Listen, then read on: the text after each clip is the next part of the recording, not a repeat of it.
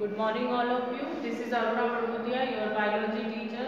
हम लोग बैक्टीरिया पढ़ रहे थे। बैक्टीरिया में हमने जो लास्ट वीडियो थी उसमें क्या चीज़ पढ़ ली थी, बैक्टीरिया से संबंधित कुछ चीज़ें हम पढ़ चुके हैं। जैसे हिस्ट्री उसकी हमने पढ़ ली थी। हिस्ट्री के बाद हमने उसमें क्या पढ़ा था, उसके प्रकार पढ़े थे आकृति के आधार पर। आज जो हम टॉपिक ले रहे हैं वो ले रहे हैं जीवाणुओं में गतिशीलता। अब जीवाणुओं में गतिशीलता क्या होती है? जिस तरह से हमारे शरीर में चलने फिरने के लिए हाथ और पैर होते हैं या चलन अंग पाए जाते हैं, उसी प्रकार बैक्टीरिया में भी चलने के लिए चलन अंग होते हैं। उनमें भी गतिशीलता होती है, उनमें भी क्या होते हैं, मूवमेंट होते हैं। तो वो मूवमेंट उनमें किसके कारण होते हैं या उनमें गति जो होती है वो किसके कारण होती है? उनमें गति होती है फ्लैजिला या फिर फ्लैजिला के साथ साथ स्यूडोपोडिया के द्वारा। तो फ्लैजिला क्या होते हैं? हमको फ्लैजिला देखना है कि फ्लैजिला क्या होते हैं। जनरली अगर देखा जाए तो जो फ्लैजिला होता है उसके शरीर से निकले हुए एक तंतु समान संरचना होती है जो कि उसको चलने में मदद करती है। जो फ्लैजिला होता है, जैसे आपने हेयर देखा होगा, हेयर कैसा होता है, एक लॉन्ग होता है हेयर और वो हवा में इस तरह से हिलता है। तो उसी तरह से जब भी जीवाणुओं को चलने की आवश्यकता होती है तब ये जो फ्लैजिला होते हैं वो हवा में मूव करते हैं, और या पानी में होंगे तो पानी में मूव करेंगे जिससे कि उसके शरीर को क्या मिल सके, गति मिल सके। तो इस तरह से अगर किसी भी जीवाणु को चलना होता है तो वो किसका उपयोग करता है? फ्लैजिला का उपयोग करता है। तो फ्लैजिला क्या होता है? एक तंतु समान संरचना होती है जो सभी प्रकार के बैक्टीरिया में संख्या के आधार पर अलग अलग होती है ना। जितने भी बैक्टीरिया होते हैं उन बैक्टीरिया को फ्लैजिला की संख्या के आधार पर हम अलग अलग भागों में बांटते हैं। वो क्या होते हैं वो मैं आपको बताती हूँ। जो जितने भी बैक्टीरिया होते हैं अगर वो गतिशील होते हैं, कुछ ऐसे बैक्टीरिया होते हैं कि जिनमें फ्लैजिला अनुपस्थित होते हैं, उनमें फ्लैजिला नहीं पाए जाते हैं, तो उनको हम क्या बोलते हैं? एट्राइकस। ए मतलब कि जिसमें अ होता है, मतलब एब्सेंट हो गया, तो इसका मतलब होता है ऐसे बैक्टीरिया। ये हमने पूरी संरचना इसलिए ही बनाई है ताकि आपको ये पता चल जाए कि किसमें कितने बैक्टीरिया किसमें कितने फ्लैजिला उपस्थित होते हैं। अगर आपने ये डायग्राम अच्छे से कर लिए या फिर नाम आपने अच्छे से याद कर लिए तो आपको ऑलरेडी डायग्राम बनाना आ जाएगा। तो फर्स्ट जो बैक्टीरिया होते हैं जिनमें कि किसी प्रकार के कोई चलन अंग उपस्थित नहीं होते हैं, ऐसे बैक्टीरिया को क्या बोला जाता है? Atrichous bacteria.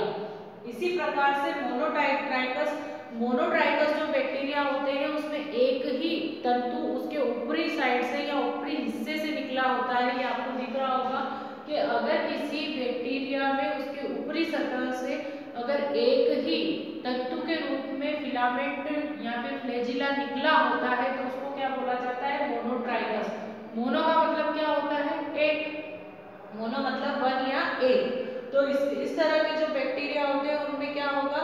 शरीर के एक ही सिरे पर फिलामेंट या फ्लैजिला निकला होता है। तो इस तरह के बैक्टीरिया को हम क्या कहते हैं? मोनोट्राइकस।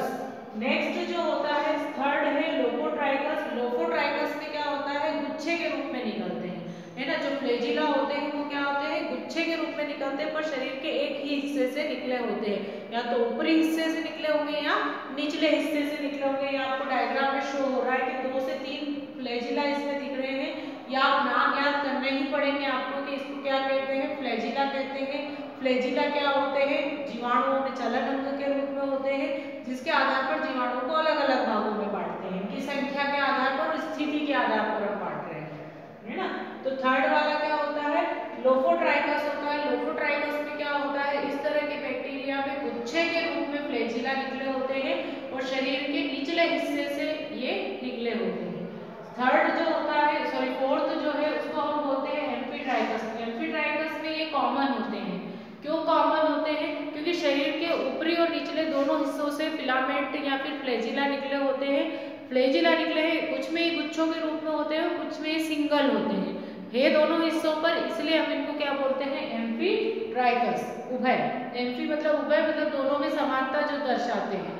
तो इसमें आप देख रहे होंगे कि ये दोनों जो बैक्टीरिया है इन दोनों में क्या समानता है?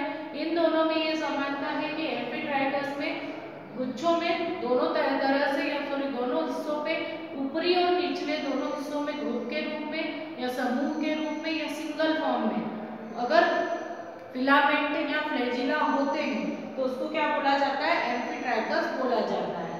नेक्स्ट है पेरिट्राइकस। पेरिट्राइकस में क्या होता है? अगर किसी बैक्टीरिया में शरीर के संपूर्ण हिस्से पे अगर उसमें फ्लैजिला उपस्थित होंगे तो उसको क्या बोलेंगे, एम्फीट्राइकस बोलेंगे। तो ये सब किस आधार पर हमने डिवाइड किए हैं, ये किस आधार पर बटे होते हैं, ये बटे होते हैं फ्लैजिला की स्थिति और उनकी संख्या के आधार पर। टोटल कितने प्रकार के होते हैं, टोटल होते हैं 6 प्रकार के।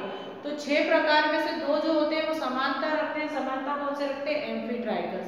अब चूंकि हमने फ्लैजिला की बात करी है तो फ्लैजिला क्या है, फ्लैजिला जीवाणुओं में मुख्य चलन अंग होते हैं। अगर ये नहीं होंगे तो उनको गति, उनके शरीर को गति कैसे प्राप्त होगी, तो वो चलने के लिए उनके अंदर शरीर में जो संरचना बनती है, तंतु के समान जो संरचना बनती है, बालों के समान जो संरचना बनती है, उसको क्या बोला जाता है, फ्लैजिला बोला जाता है। जब हम फ्लैजिला की आंतरिक संरचना देखते हैं तो वो इस तरह से दिखाई देती है।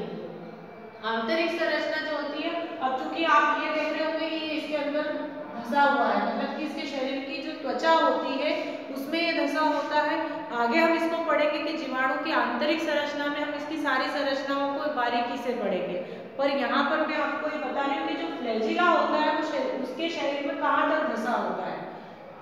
जो बैक्टीरिया होता है, बैक्टीरिया के शरीर में सबसे ऊपरी जो लेयर होती है उसको कैप्सूल बोलते हैं। वो लेयर जो होती है 2 लेयर से मिलकर बनी होती है, जिसको बोला जाता है सेल वॉल और प्लाज्मा मेम्ब्रेन।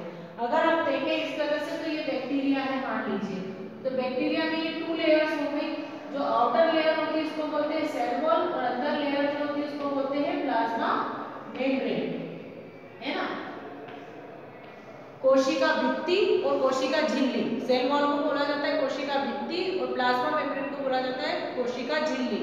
तो ये जो अगर हम देखें तो ये आपको दिख रहा होगा फिलामेंट या फ्लैजिला। तो ये फ्लैजिला जो होता है इसके यहाँ तक धंसा होता है ना। तो ये वाला जो हिस्सा है वो कौन सा है, ये इतना हिस्सा होता है।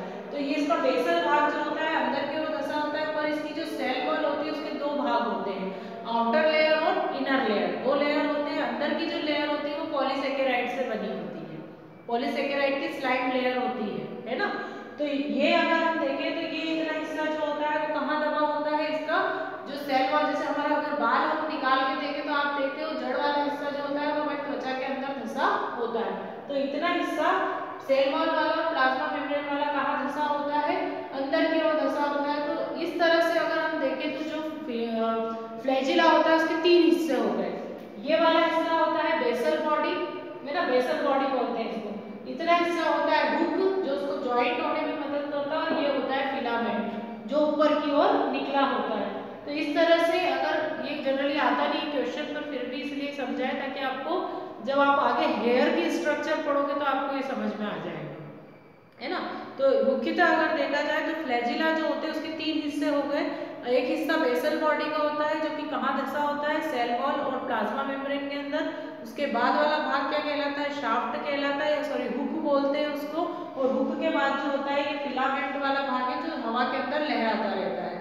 हुक इसको क्या करता है, जॉइंट होने में मदद करता है। तो ये इसकी आंतरिक संरचना हो गई है। मैंने आपको इसके प्रकार बता दिए हैं किसके आधार पर, एक तरह से देखा जाए तो फ्लैजिला की स्थिति के आधार पर इसके प्रकार बता दिए। अब जो नेक्स्ट टॉपिक पढ़ेंगे वो है पोषण विधि। बैक्टीरिया में पोषण, बैक्टीरिया कैसे पोषण करते हैं, या फिर मैं आपको सबसे पहले तो इसकी संरचना बताऊंगी कि बैक्टीरिया की संरचना क्या होती है। यहाँ पर ये टॉपिक एंड हो गया है। Thank you.